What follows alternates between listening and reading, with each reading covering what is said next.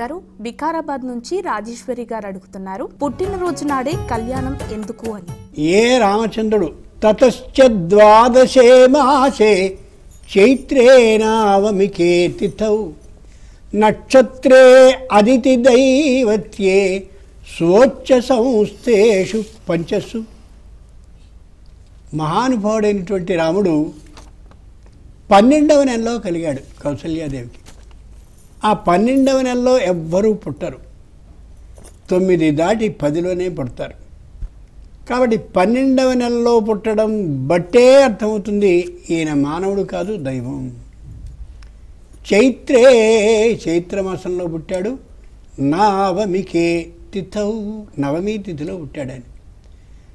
నిర్భయ సర్వభూతేభ్యో నవమ్యాముపజాయతే, ఏమాత్రం భయం లేకుండా మాట్లాడేటటువంటి ధర్మబద్ధమైన లక్షణం కలిగినటువంటి వాడు నవమి తిథిలో పుడతాడు. చైత్రే మధుర భాషీ స్యాత్, చైత్రమాసంలో పుట్టినటువంటి వాడు చెవులు అలా పెద్దవి చేసుకుని వినేలాగా ఉండే తీరుగా మాట్లాడతాడు.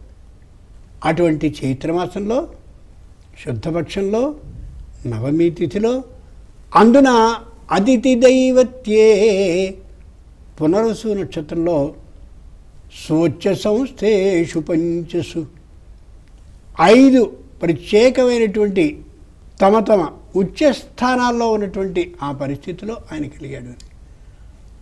ఇదే క్షత్రియుడు కాబట్టి ఈ వంశానికి చెందినటువంటి వారికి ఆ రోజునే వివాహం చేయాలని శాస్త్రం చెప్తుంది. కాబట్టి ఆ క్షత్ర ధర్మానికి అనుగుణంగా ఇక్ష్వాకు వంశంలో పుట్టినటువంటి ఉత్తముడు కాబట్టి, సూర్యవంశానికి చెందినటువంటి వాడు కాబట్టి వివాహాన్ని కూడా ఆ రోజే చెయ్యాలి అని ఉన్నటువంటి నియమం కారణంగా సరిగ్గా ఆ చైత్ర శుద్ధ నవమి పునర్వసు నక్షత్రం నాడు మాత్రమే వివాహాన్ని చేస్తారు.